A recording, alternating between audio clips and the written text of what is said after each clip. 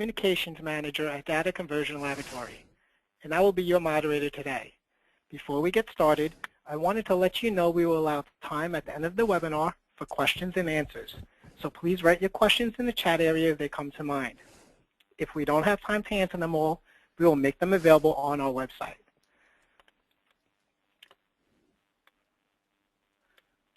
For those of you who are not familiar with DCL, we convert and organize content to create electronic documents, populate databases, publish on the web, and basically get it ready for tomorrow's technology.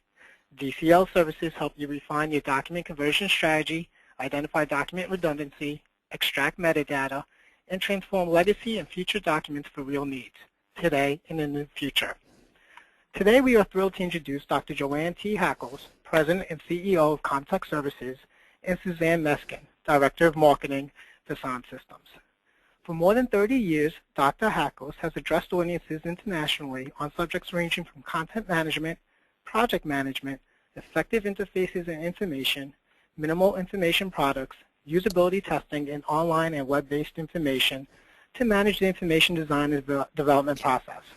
Her workshops are dedicated to enhancing the practices and products that will best promote customer satisfaction.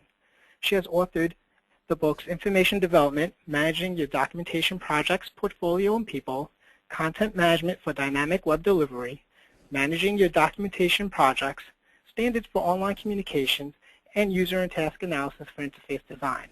Joanne is a fellow and past president of the International Society for Technical Communications.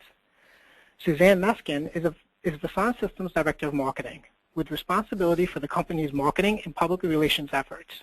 For more than 25 years, she has worked in all aspects of the information management and publishing industry, from content management to editorial and production.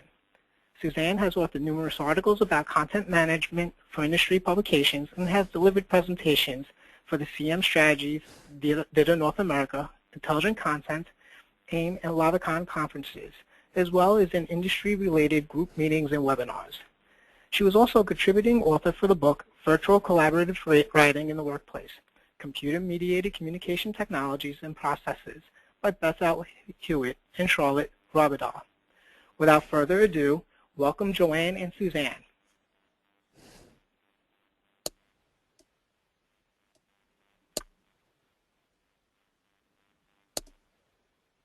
Thank you, Adam. Adam, I'm not seeing any slides. Right. There we go. I'm not seeing them yet. Okay, there we go. Okay, hello everyone. This is Joanne Hackles, and I think Adam has told you a little bit about Data Conversion Labs as the sponsor of the webinar. Let me see if I can get these to forward now. There we go. As you know, I'm sure many of you know Comtech Services, my organization. Whoops. And as Adam said, you know, we are active in helping organizations move to the DITA standard. So we're going to tell you a little bit about some of the experiences we've helped people through and some of those best practices to really get your project started. Suzanne, going to talk a little bit about Vasant. Yes, Vasant Systems, we are the makers of the component content management solution called Vasant. We've helped our customers average 63% cost reductions and 75% cycle time reductions in their overall cycle times and costs. So we were recently awarded the eContent Magazine's Trend-Setting Products Award, so we're very happy about that. And today we'll share a little bit of information with you about building your business case. So I'll turn it back over to Joanne to begin the presentation. Okay, thanks, Suzanne. I think the thing that interests me today is, and with all of the groups that we work with around the world, is the opportunity for change. And I want to put that in a really very positive sense. As I'm sure you know, the world around us, the changes are accelerating, especially with the ability of people to communicate worldwide, and we see, the trend in in our industries, in technical information development, an enormously accelerating change. I've been reading recently John Cotter's latest book called Accelerate. Cotter from Harvard University has written for many years about change management. We've used his books in the past as themes for the Best Practices Conference in the fall. And in Accelerate, he presents a really interesting new look from their research, from their Harvard team research, in working with companies and really making sure that innovation and change happens faster and more reliably than ever before. Because we know, as Cotter points out, and certainly as we've seen from our surveys, from our CIDM surveys in the industry, businesses and especially information development teams are really struggling to keep up or get ahead of the changes that the customers are really asking for. And I think those of us who are developing information know that content is so important to the entire customer experience, from the sale of the product, the first inquiries that customers do about the products, all the way through to customer satisfaction once they own a product and are trying to use it effectively. We know that change is everywhere around us, and it's changing the way we develop content. Certainly these days, of course, with the DITA standard or other XML systems, XML-specific authoring systems, and of course, even more so, the way we're delivering content. All of those changes are really critical to not only to the success of our organizations, but also to the success of the companies themselves. If we don't keep customers happy, if we don't keep them informed, they're going to find other outlets. So people, though, are afraid. Individuals in our organizations often worry about the effect that change will have on their jobs. They look at the kinds of things that they're really good at, and that some of those things that they're really good at may be going away. So I think you see in many organizations that the support for change is really tough to build. So how do we really handle that effectively with our team members? And that's what we really want to talk about. Suzanne and I were both sort of energized by a comment from our friend Kent Taylor from Acrolinx that Pixie Dust can solve everything. He said, if you're trying to get a change started, sprinkle some pixie dust around your organization. And I think what he means by that, and what I think is the important message, is that we really need to communicate our vision, to communicate the data that we can assemble from things like the 2014 Trends Survey, which we've written about in a CIDM feature article, communicate to our organizations and to our people that there's a big opportunity out there. There's a big opportunity for making content critical to the customer success and making the content really play a role in the success of our corporations. That means in building a big opportunity, we can enlist people who are energized, who want to make things happen, and also, as Suzanne will tell us more about, fund the initiative that we have in mind. Now, I want to take a minute out and do our first poll. Adam, can you bring the poll up? I want to see, how you're looking at change in your organizations. So we'll bring up the poll questions. And it says, how are you handling change in your organization? Are you doing very well? We have a change management plan in place. Okay, but we're having problems with change management, or very poorly, we're experiencing a lot of resistance. So go ahead and take the poll.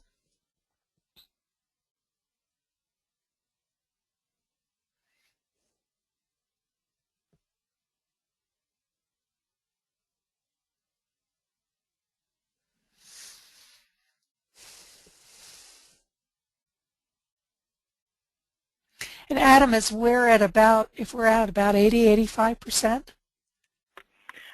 We are just under 80% right now. Okay, another few minutes. Go ahead and take the poll.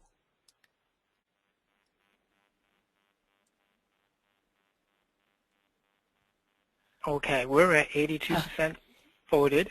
Okay, so show us what we've got so far. Sure. Not sure is everyone seeing this? I'm not. Okay. Let me close the poll and share it. There we go. Okay, well, this is about what I would have predicted.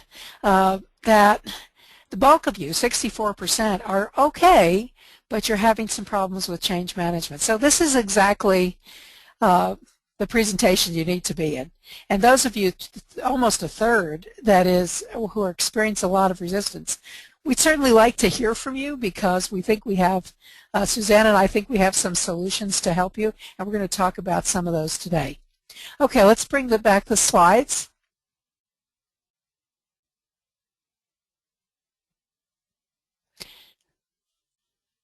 Okay, there we go. So let's talk about Pixie Dust and how we might be able to solve this.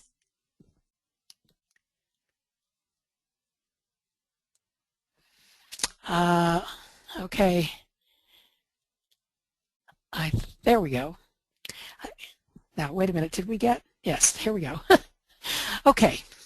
So about a third of you are saying my company is stuck, and 64% are saying we need some help, right? Sometimes if you're the instigator of change, your bold vision is really viewed with great suspicion by the people who are concerned about what change will do to their jobs. We also know that the bureaucracy, especially in middle management, can significantly get in the way of a change initiative. Sometimes you'll find you have support from senior management who are telling you, yes, that's a great idea, let's go for it. Even maybe providing you with some funding.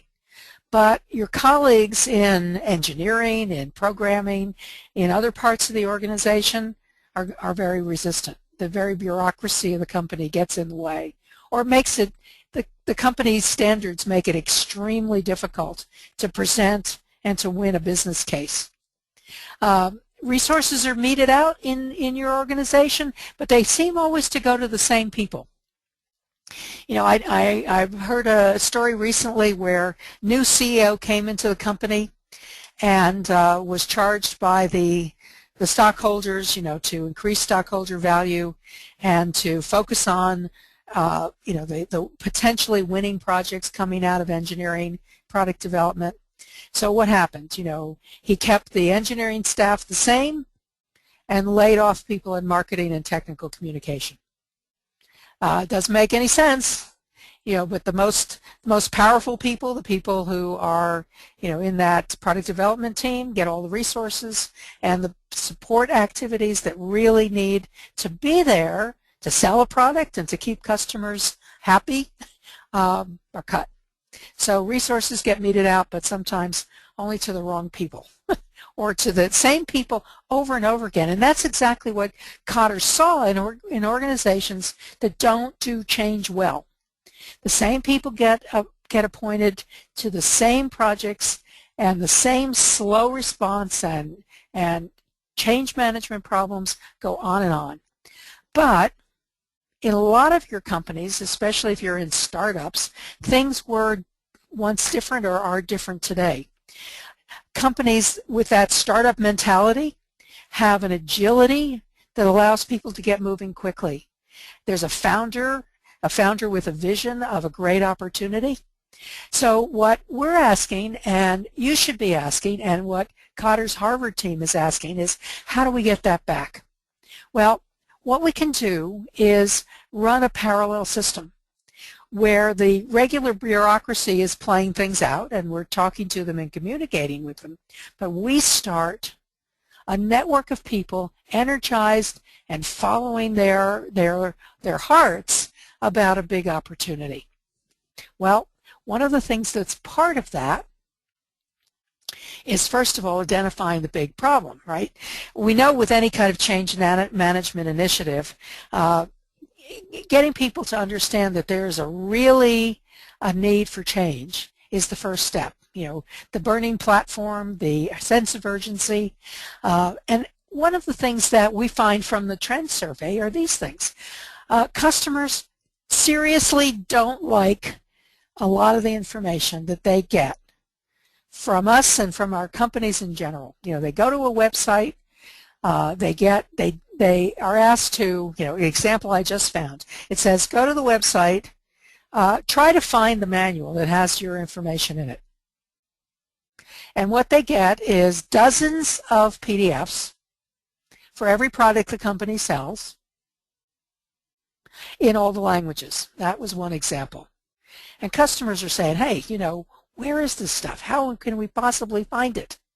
Or the search systems are so bad, especially on the internal websites, you know, the behind the firewall websites.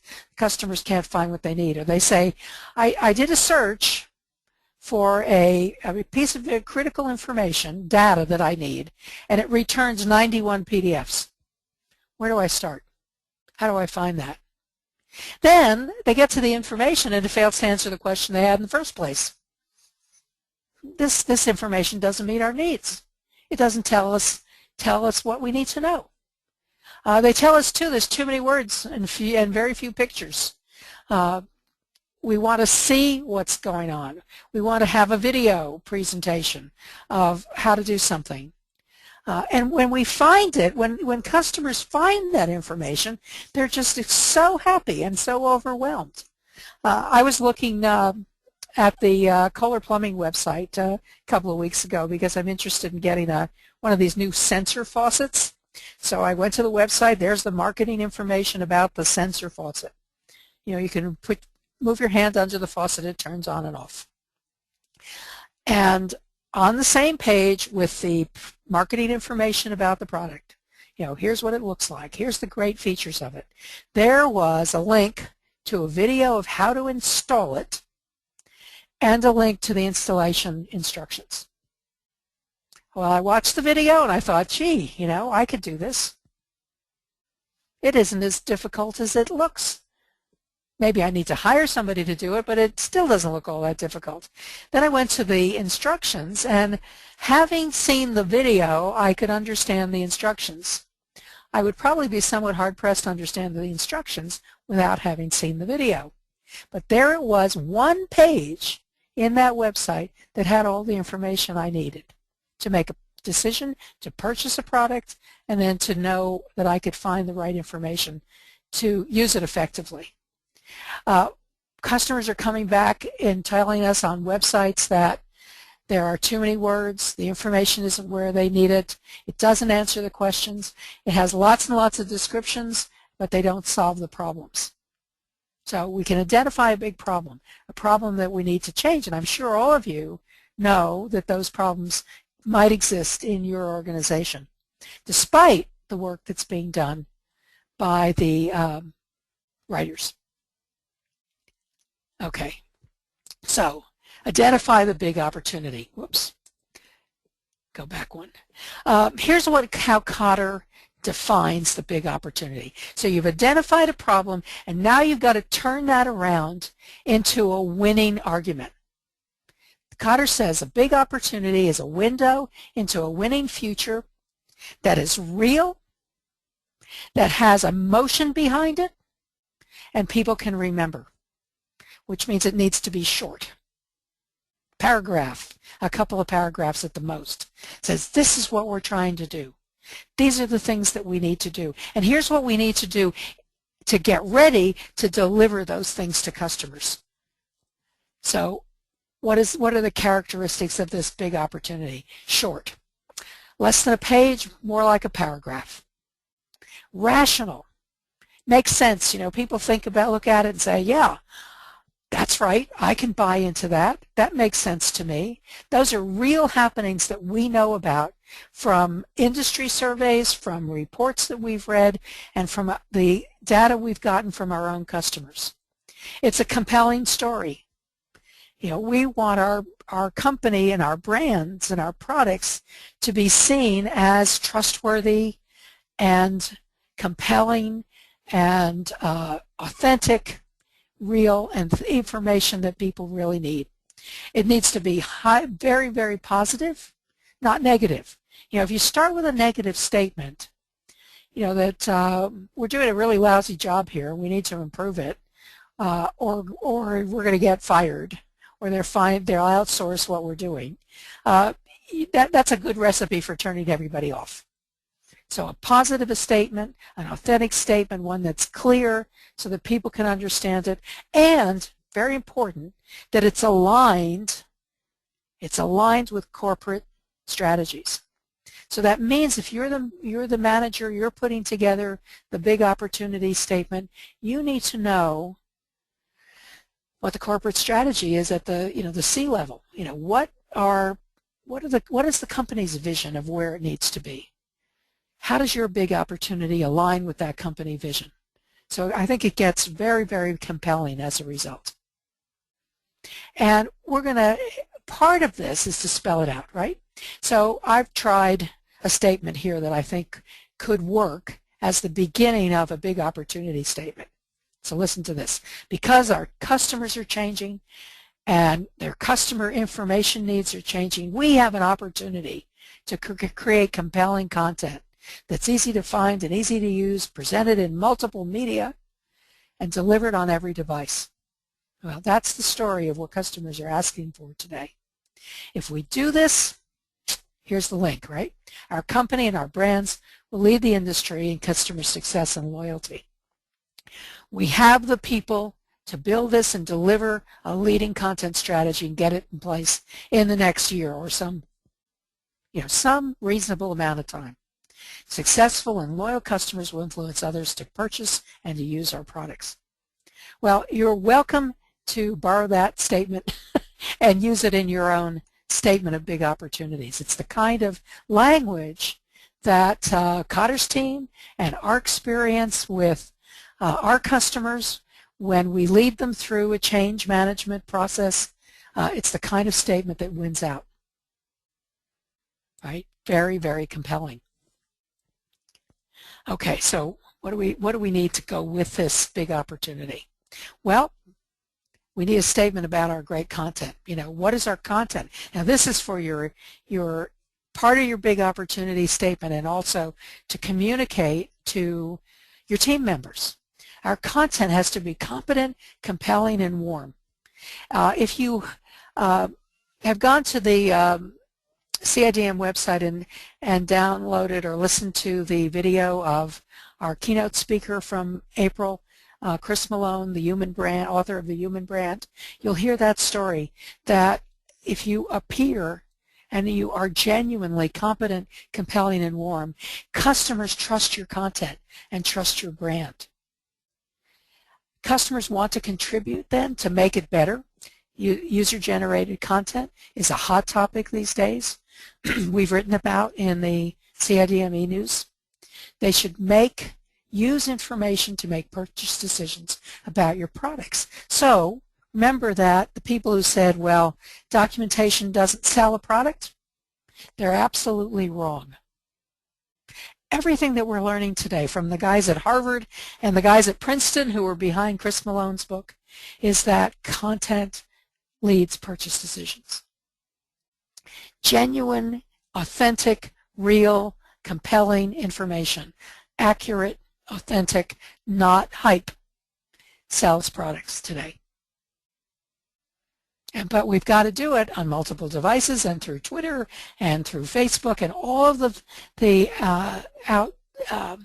all the delivery mechanisms that our customers expect and trust. So great content. Now, then, to get this going at a corporate level, you need to find a champion at the highest levels you can locate one. What are the characteristics of a champion that's going to work for you? Someone that understands what you're trying to accomplish. Someone who has the ear of senior management. Or is a member of senior management. I mean, one of the very best projects we've ever worked on with Xylem, a U.S. and Swedish company, was when our champion, who was a director of marketing, had the ear of the Leadership Council and could get our message out. He could help us reach our goals, and he could influence others to get the funding needed to get the project underway. And it was pretty substantial funding for a very big win in terms of cost reductions and better information to customers, more consistent, compelling information to customers. So find a champion. Now we have another, I'll go back to that just a second. Adam, can you bring up the champion poll, please? There you go. Have you identified for your change project a senior level champion? Please indicate yes, no, or you're trying to find one. Yes, you have one. No, you didn't know that it was a good idea. And third, you're trying to find one.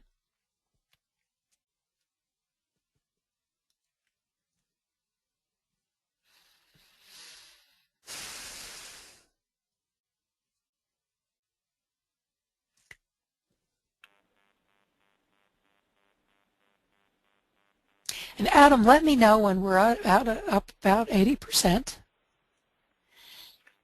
Okay, because this is such a critical part of your process. So big opportunity, senior level champion. Okay, we're at 67%. Okay, anybody else? You got to have an opinion on this one.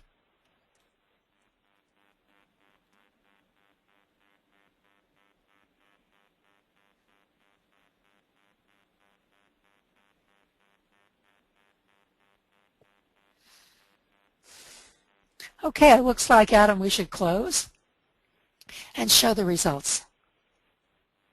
There you go. Oh, well, really good. More than half of you have identified somebody. That is terrific. Another third are trying to find one, and the 13% say no, need to start your search. You know, those are some of the, you've seen that list of criteria that we think are most important. We urge you to try for that, because it really does make a difference if you have somebody who is sympathetic and can help you make the critical moves you need to get this project supported and funded. Okay, back to our slides.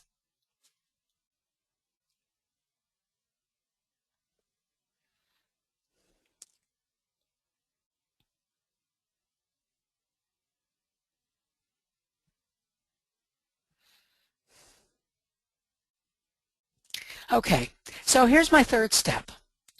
Big opportunity, champion behind you, and build a guiding coalition. The guiding coalition should, of course, include your team members, but also people from across the organization who have a stake in the ground about this big opportunity. It may be people from marketing. It may be people from training.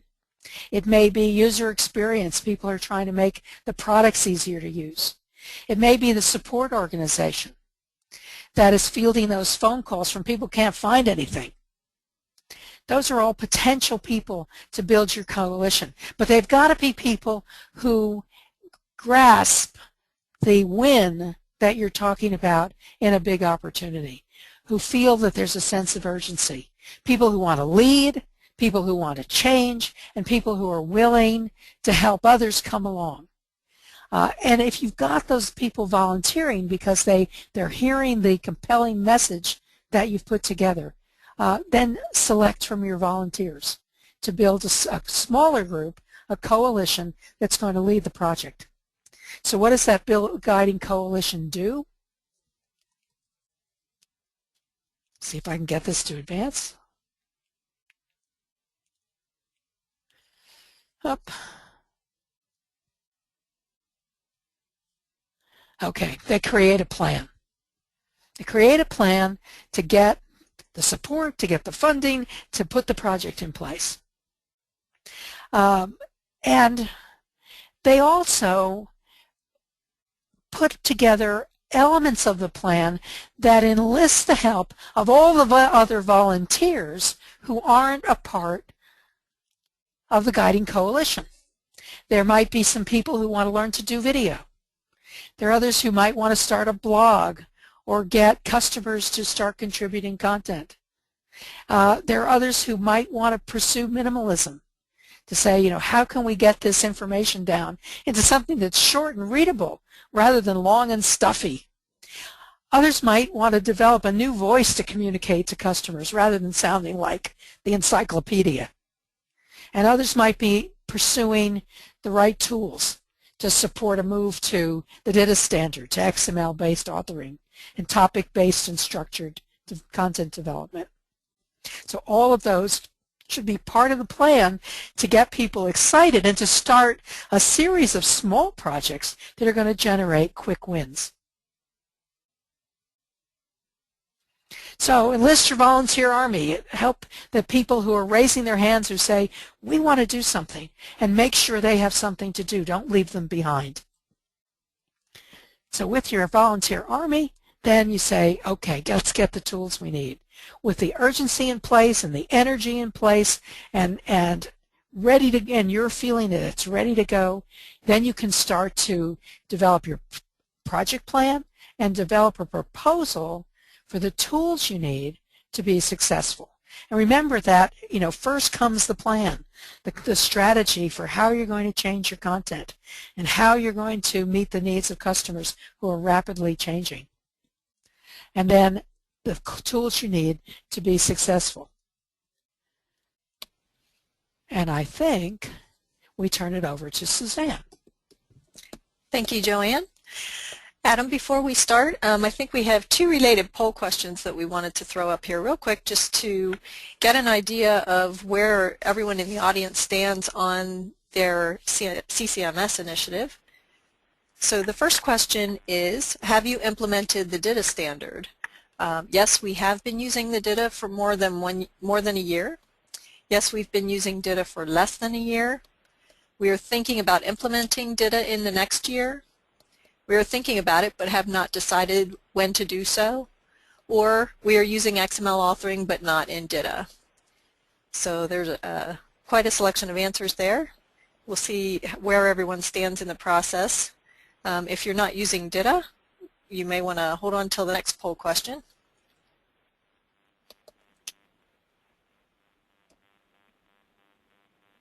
So Suzanne, we have about 65% of the people voted already. Okay.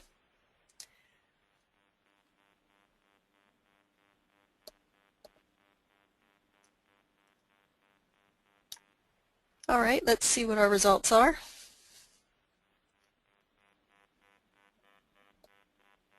Okay, so we have about almost 40% using DITA already, actually more than 40%, and we have some that are using XML and some that are thinking about it.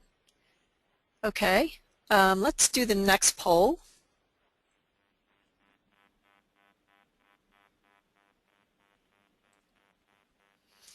And this one is, are you using a content management system? Yes, no, we are thinking about it, or we are researching it now. And specifically, we're referring to component content management system here.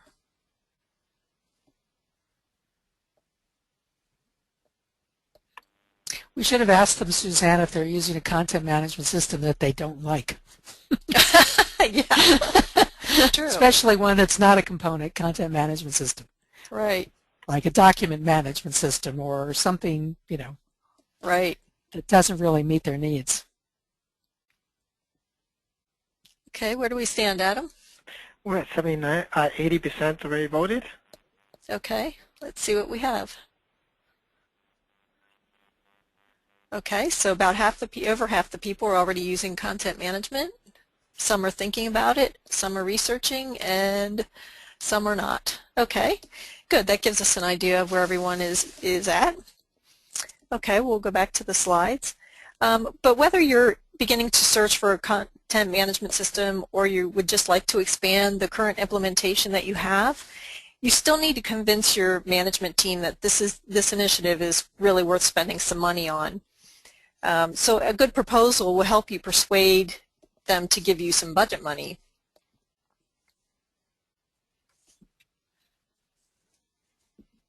Okay, I think I went too far. There we go.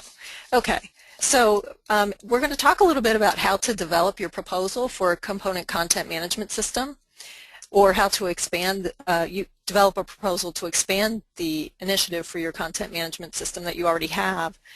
First thing to remember is who your audience is. This is really important to consider that because remember, you're talking to managers, and these are very busy people. They don't really care about all the nitty-gritty details that you face every day. In fact, they probably don't even really understand what you're talking about if you go too far into the weeds with them. So they really don't want to hear you complain, and you don't really want to turn them off by coming off sounding like a whiner. So they just want the facts, and facts that you can back up with some numbers. So they want to hear your problem stated at a high level and very professionally with some solid information for a solution. So when you're preparing your proposal, make sure that it speaks to the proper audience. You also want to provide a brief description of that big opportunity that Joanne talked about, and even using the statement that she had mentioned on the spell it out slide is a good way to start your proposal. You need to talk about what your current situation is, where's the pain that you're experiencing, and what are the problems that are causing it. You also need to figure out how much is it costing you now. And to do this, you need to track everything. So track the hard costs that you have, which are things like things that you get invoices for, like translation costs or outsourced writing or anything else like that. And in addition, track the soft costs, which would be the time it takes you to do virtually everything. The time it takes you to write, to edit, review, translate, publish, even search for content or communicate with your remote workers. There's lots of time that is spent in there on soft costs that may be some of the pain that you're experiencing. All of these measurements will be the baseline for your future ROI. Also, you want to calculate what's the cost of doing nothing. There is a future cost, and that is the cost of doing nothing. If you continue to do things the way you've always done them, then you're really going to find that in the long run you're spending more money now, or you'll be spending more money in the future.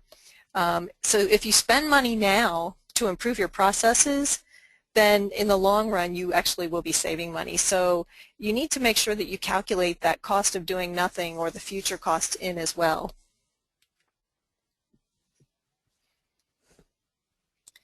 Okay, next you need to describe your solution. How will the CMS solve your problems? You need to define your goals and expectations, and make sure that your goals are firm, that have some statistics in them. For example, we know we can generate X amount of revenue, or we can shorten cycles by X amount of time, or cut costs by X amount of money. You want to try to put goals in that will help you meet or align with the strategic goals of the company.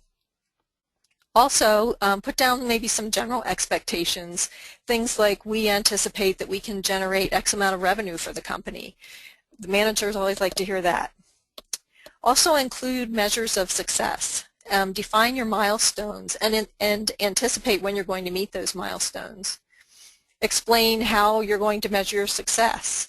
So make sure that this is where you want to compare your old metrics against the new metrics. So all of those metrics that you calculated on what you're doing now, make sure you keep those handy because you're going to need those to calculate this out.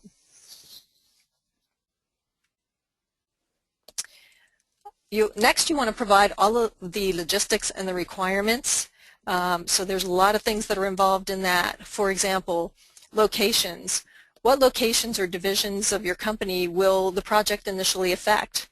And what are the potential expansion sites when the project is successful? And maybe some of you are at that point right now where you're looking at the expansion.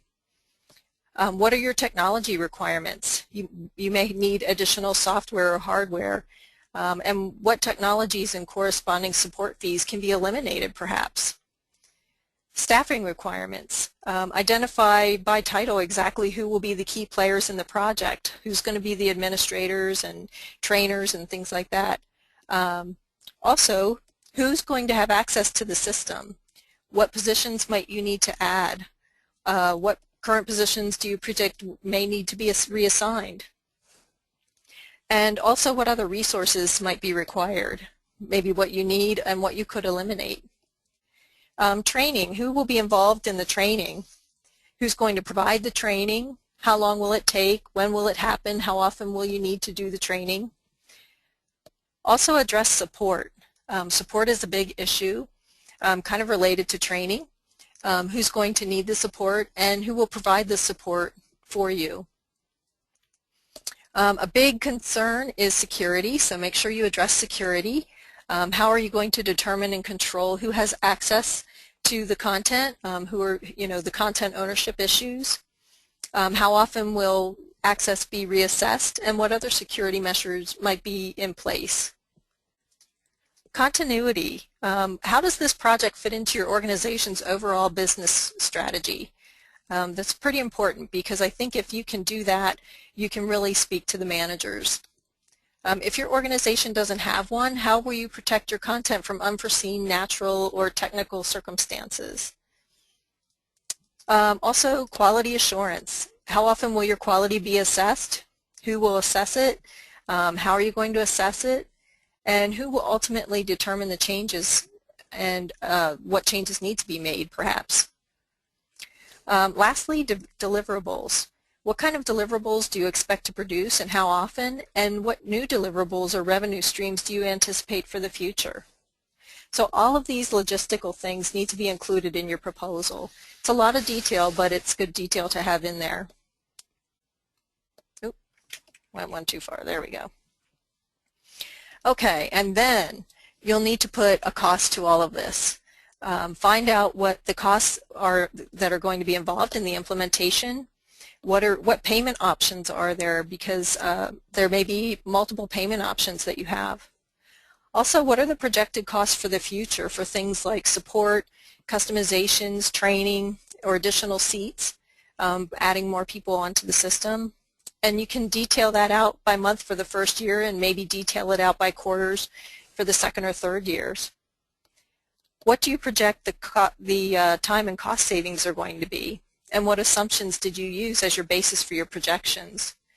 And if you have things available, attachments such as RFIs or RFPs from the vendors, agreements, licenses, or other legal supporting documents, they're always good to attach as well. And now for the tough part, the ROI. How do you build the expected results and put them into numbers? This is really the hardest part, because this is the part where you really don't, you're kind of guessing at this point.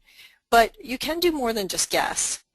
You can go through and, of course, we talked about calculating what you're doing now.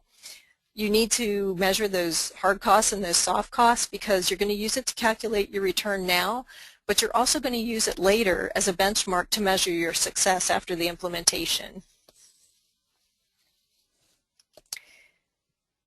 So where do you get those real results?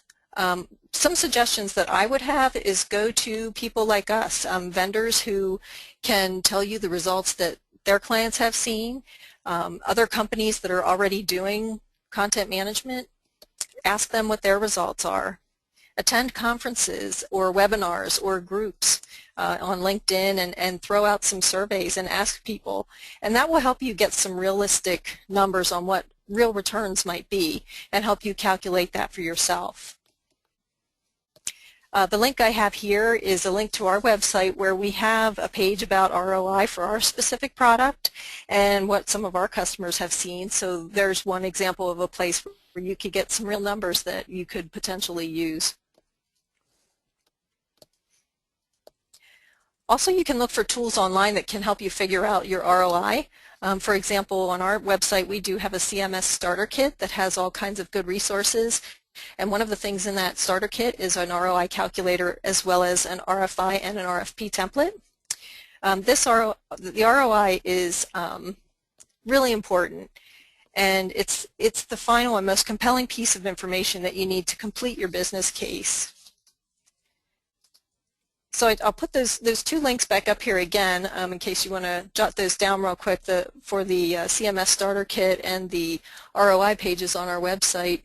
As I mentioned, there's other things like sitting in on webinars, and we have one coming up, which is a case study of one of our customers, Medtronic, that's coming up on June 24th at 11 a.m. Eastern Time, which you can register for that on our website. But things like that may also help you get some good information for calculating your ROI.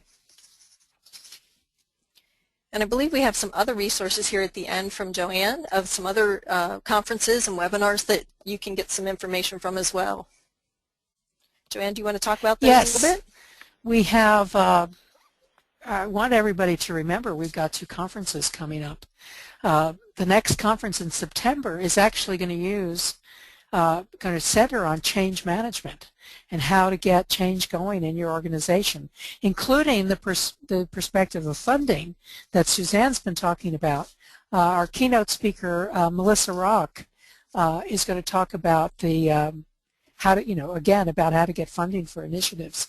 So if this is the topic that is really you're focused on, change management of your team, change management of the larger organization, funding for your projects, please join us in September. Stevenson, Washington is just outside of Portland, Oregon, up on the Washington side of the Columbia River. We have a webinar coming up in another week about the next 5 years of DITA, and a series of workshops, including one that I'm doing at the end of this month in California on minimalism. So several, I think, good things coming up that people might be interested in attending. And we also have a resource for you, an article that I wrote a few years ago, but it is predicting cost savings, and how to look at your organization to say how will we get these cost savings in terms of our the sophistication of the responses we want to make. So you'll see a series of cost savings that you can look for depending upon the type of implementation you do and how far you can get ahead. So that's something that you can use to support your business case, as Suzanne's been explaining. And we'll go back and forth about these, about the resources for you during the Q&A session. So Adam, do you have some questions for us? Yes, I do. First off, thank you so much, Joanne and Suzanne. This has been a very informative webinar indeed. The first question that's come in is, what does warm content mean? Say that again, Adam. What does what? What does warm content Warm mean? Content? Yeah. Well, one of the things that Chris Malone argues in The Human Brand is based upon the research of his co-author, Susan Fisk, who is a sociologist at Princeton University. And she said, the way that people perceive a brand is the same way that they perceive people, that we perceive other people, that this is in our genetics, as humans, that we trust people who are warm and authentic or compelling. That means that they have, they are seen as understandable, friendly, supportive, positive about us, and that's the kind of content that they're expecting from us. They want content that is helpful and positive and sounds as if it's talking to them, not to a technical expert perhaps, or somebody who's a product developer.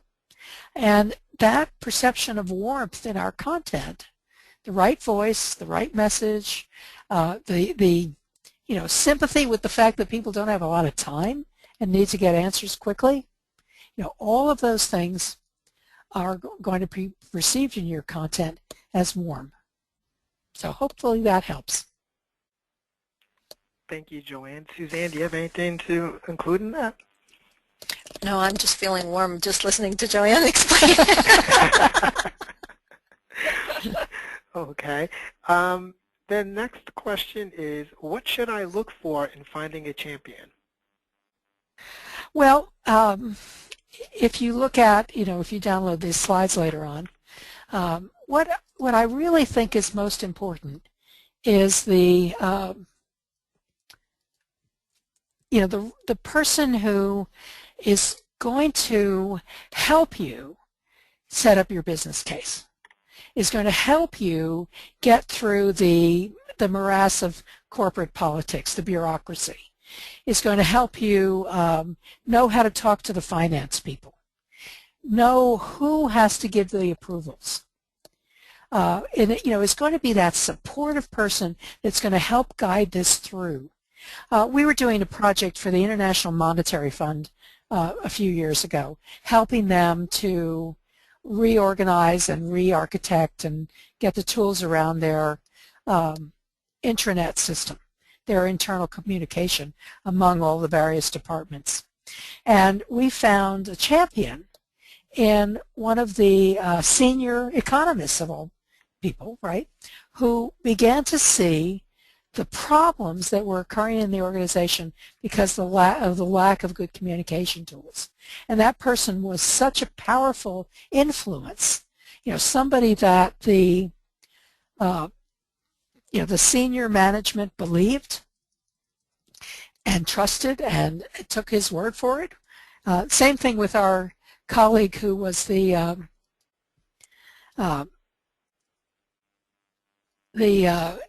director of marketing, who could really make a difference in how we were communicating.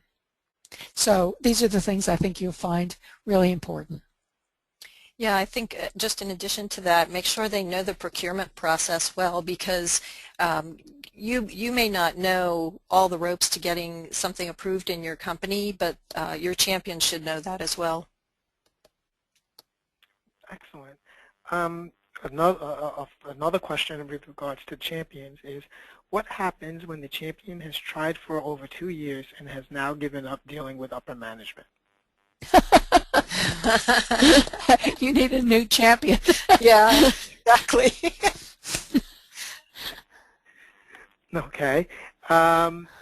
Next question is, what do you see as the biggest reason for failures of content management initiatives, such as adopting DITA or a CMS?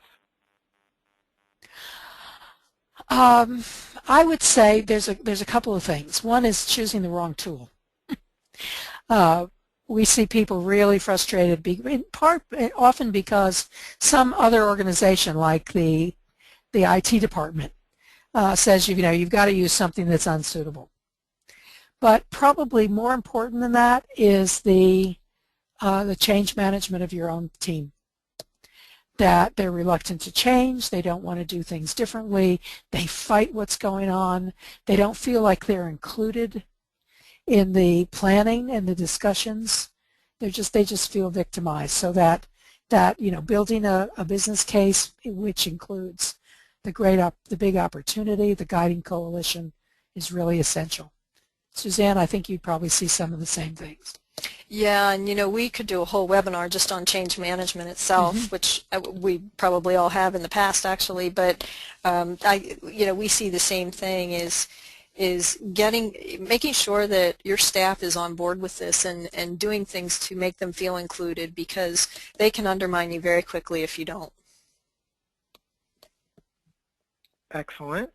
The next question, and thank you so much, Joanne and Suzanne. The next question is, can you talk a little bit more about minimalism in documentation?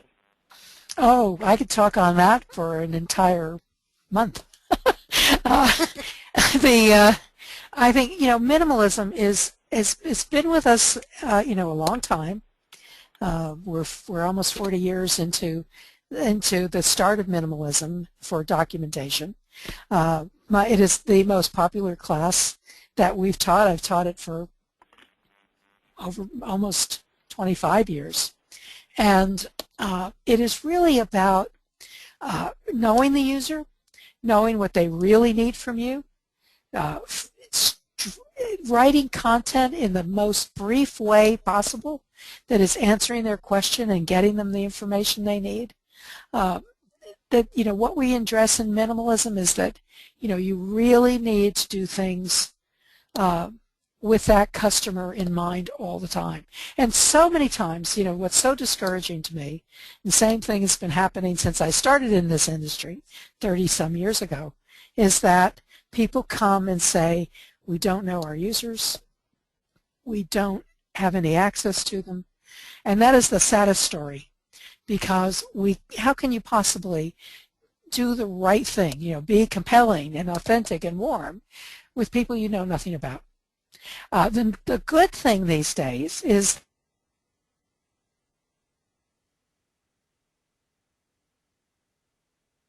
that through social cost and without travel to interact with our users. So the world is changing in positive ways, not only in ways that customers want us to deliver and to create information, but ways we can really interact with them. If you look at the CIDM e-newsletter for the past 4 months, you will see the survey results of our studies of social media, user-generated content, content in the product development lifecycle, and the trends 2014 trend survey results. So there's places to look for more information. Plus the articles on minimalism. Excellent. Another question that's just come in is it too much to push for an enterprise content management initiative with the CCMS project, or would it be more palatable to management? Suzanne, I'm not sure I understand the question. Yeah, can you read the question again? Sure. Is it too much to push for an enterprise content management initiative with the CMS project, or would it be more palatable to management? I mean, starting with an enterprise, a whole enterprise? Yeah, I mean, I think it's tricky. Yeah, typically what we see as more successful is, and hopefully this is answering the question, but pick a small project first and start out small with a team of key people to do a pilot, and make sure that that project is representative of all of the content that you have, so that you can really test all the different scenarios you might run into and work out all the kinks before you start rolling it out on a broad basis. Hopefully that answers your question. If not, maybe you can submit a follow-up question.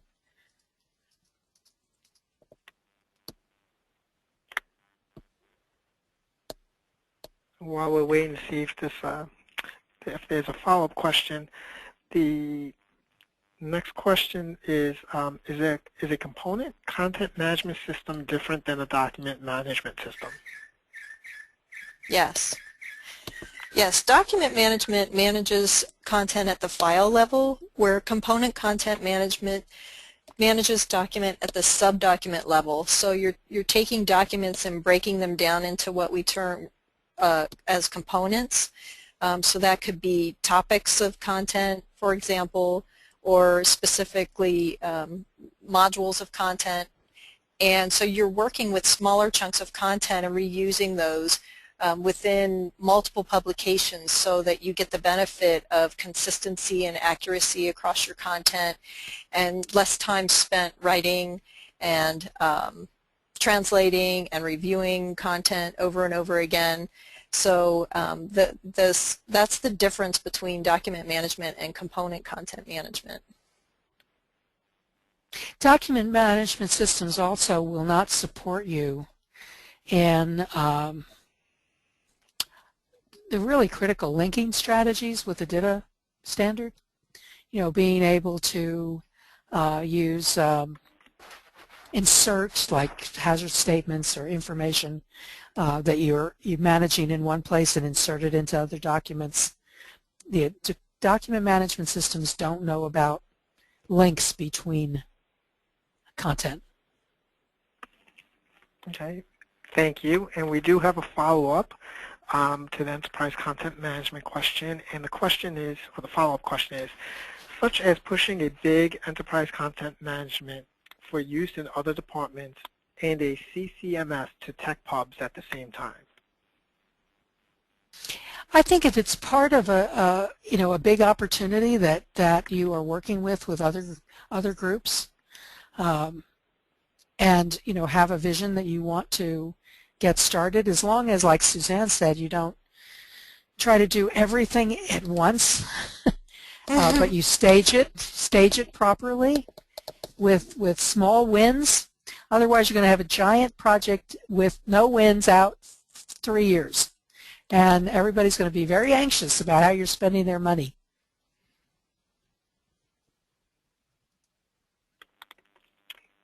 Okay, Suzanne, do you have anything else to add on to this? I don't think so. I think Joanne covered it pretty well. Excellent. The last question we have that's come in is, what advantage is it to have a component-based system? Well, there's lots of advantages. The biggest advantage, I think, is reuse. Being able to reuse smaller chunks of content in many different ways. So you single source that content in the component content management system. So you're saving each module or topic or component of content one time and only working on that one piece of content, but then you're using it in many, many different places. So you're saving yourself lots of time and money in all of the other processes. For example, we have one customer who one of their biggest issues was they had SMEs, subject matter experts, who were reviewing their content, and they were very frustrated because they might send a document out that maybe 80% of the content was the same as what they saw the last version, and only 20% of it had changed. So these reviewers were spending time reviewing 80% of the content that they had already seen before, and not knowing if something had changed to it or if it was the same. And now, since they use component content management, they can just push out only the content that has changed to these people to review, and they never have to see all that other content anymore. So it's just one example.